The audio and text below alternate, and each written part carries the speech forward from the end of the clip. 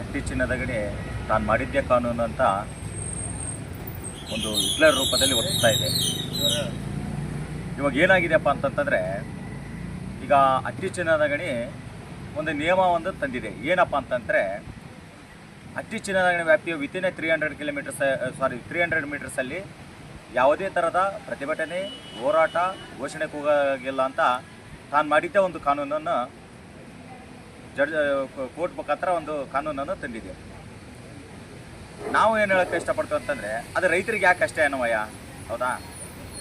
ಯಾಕಂದರೆ ಇದಕ್ಕೆ ಬೇರೆ ಬೇರೆ ಸಂಘಟನೆಗಳು ನಾವು ಹೆಸರು ಹೇಳೋಕ್ಕೆ ಇಷ್ಟಪಡಲ್ಲ, ಬೇರೆ ಬೇರೆ ಸಂಘಟನೆಗಳು ಅವರೆಲ್ಲ ಮಾಡಿದ್ದಾರೆ. ರೈತರಿಗೆ ಯಾಕೆ ಈ ಥರ ಅನ್ಯಾಯ, ಹೌದಾ?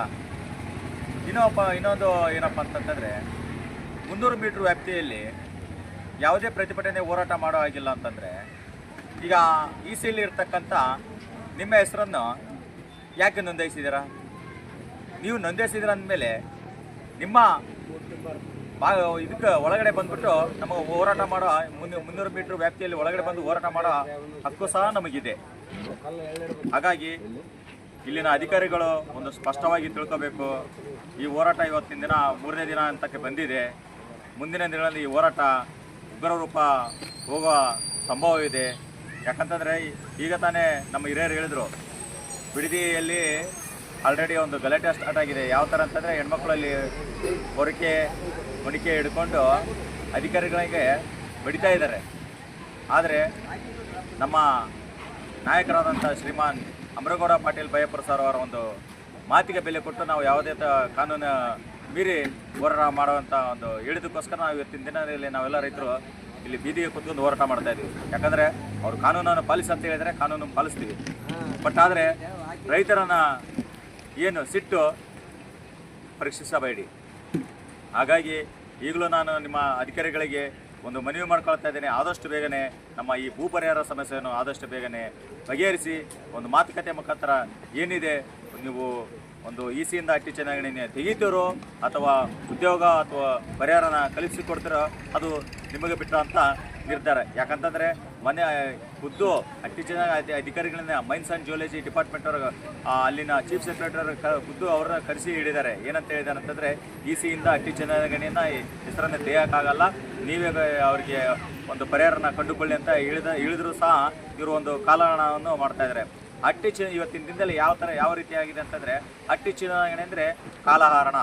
ನೀವು ಯಾವುದೇ ಒಂದು ಸಮಸ್ಯೆಗೆ ಇಟ್ಕೊಂಡು ಹೋಗಿರಿ, ಕಾರ್ಮಿಕರ ಸಮಸ್ಯೆ ಆಯಿತು, ಸಾರ್ವಜನಿಕರ ಸಮಸ್ಯೆ ಆಯಿತು, ಯಾವುದೇ ಸಂಘ ಸಂಘಟನಾ ಸಮಸ್ಯೆಗಳಾಯಿತು, ಯಾವುದೇ ಒಂದು ಮೂಲಭೂತ ಸೌಕರ್ಯ ಕಲ್ಪಿಸಿಕೊಡೋದಾಯಿತು, ಯಾವುದರಲ್ಲಿ ನೋಡಿ ಕಾಲಹರಣ ಇದೊಂದು ಗೊತ್ತಿದೆ ಅವರಿಗೆ.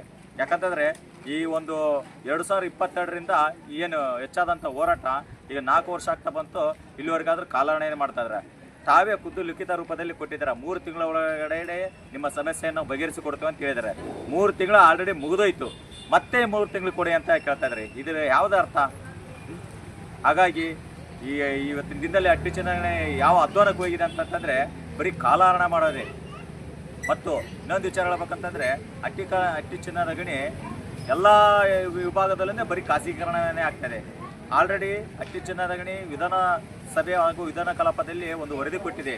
ಇಲ್ಲಿ ಹಟ್ಟಿ ಚಿನ್ನದ ಗಣಿ 1400 ಉದ್ಯೋಗಗಳು ಖಾಲಿ ಇದಾವಂತೆ ಕೊಟ್ಟಿದೆ. 1400 ಉದ್ಯೋಗ ತುಂಬಿಕೊಳ್ಬೇಕು ಅಥವಾ ಇವರು ಖಾಸಗೀಕರಣ ಮಾಡಬೇಕು, ತಾವು ನಿರ್ಧಾರ ಮಾಡಬೇಕಾಗಿದೆ.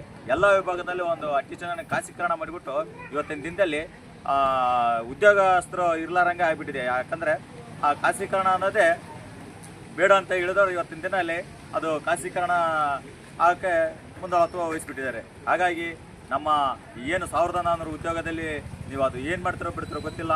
ನಮ್ಮ ಭೂ ಹಕ್ಕುವಂಚಿತ ರೈತರಿಗೆ ಒಂದು ಪರಿಹಾರನ ಕಲಿಸಿಕೊಡ್ಬೇಕು. ನೀವು ಭೂಮಿ ತಗೋತಿರೋ ಅಥವಾ ನಮ್ಮ ಯುವಕರಿಗೆ ಉದ್ಯೋಗ ಕೊಟ್ಟು ಅಥವಾ ನೀವು ಪರಿಹಾರ ಕೊಡ್ತಾರೆ, ನೀವೇ ನಿರ್ಧಾರ ಮಾಡಬೇಕಾಗಿದೆ. ಮತ್ತು ಇನ್ನೊಂದು ಹೇಳೋಕ್ಕೆ ಇಷ್ಟಪಡ್ತೇನೆ ಅದಪ್ಪ ಅಂತಂದರೆ, ಮುಂದಿನ ನಮ್ಮ ಹೋರಾಟದ ಸ್ವರೂಪ ಇವತ್ತಿನ ದಿನದಲ್ಲಿ ಏನು ನಮ್ಮ ಹಿರಿಯರಿದ್ದಾರೆ, ಹಿರಿಯರ ಜೊತೆ ಕುತ್ಕೊಂಡು ನಾವು ಮಾತುಕತೆ ಮಾಡ್ತೀವಿ. ಮುಂದಿನ ಉಗ್ರ ಹೋರಾಟ ನಾವು ಅದು ಯಾವ ರೀತಿ ಇರ್ತಂತಂದರೆ, ನೀವು ಮುಟ್ಟಿಕೊಳ್ಳೋ ನೋಡ್ಕೋಬೇಕು, ಆ ರೀತಿ ಉಗ್ರ ಹೋರಾಟ ಇರುತ್ತೆ ಅಂತ ಈ ಮೂಲಕ